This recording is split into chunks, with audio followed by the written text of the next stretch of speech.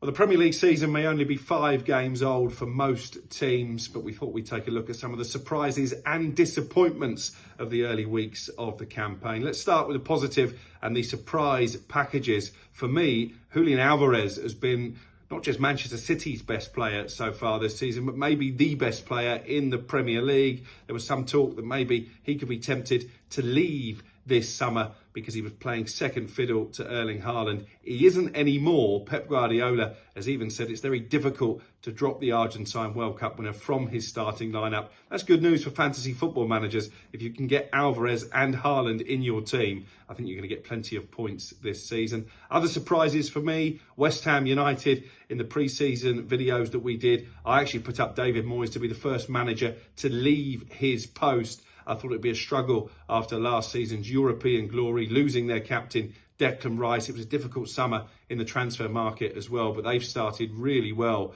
and maybe they could once again be contenders for Europe. And on the subject of Europe, I was at Brighton on Thursday night. What an occasion as the Seagulls played in the continent for the first time in their history. And they've kicked on under Roberto De Zerbi, which again, I thought would be difficult to do. I actually think Brighton might just finish in the top 4 this season and bring Champions League football to the Sussex coast.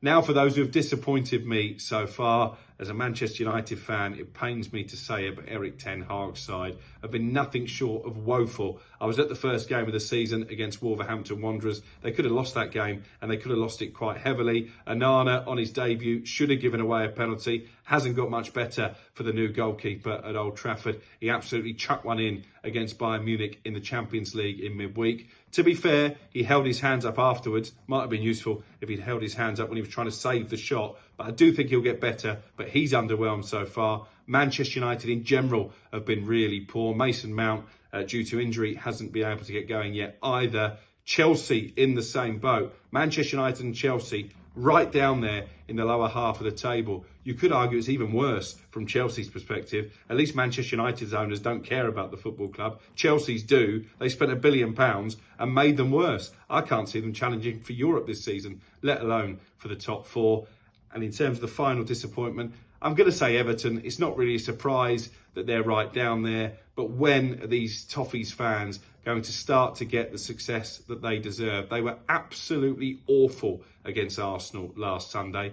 Not the type of performance you would expect in front of a raucous home crowd at Goodison Park. They might be okay because Luton and Sheffield United will almost definitely go down. Burnley might as well. But if there is one team that might save one of those, it's going to be Everton.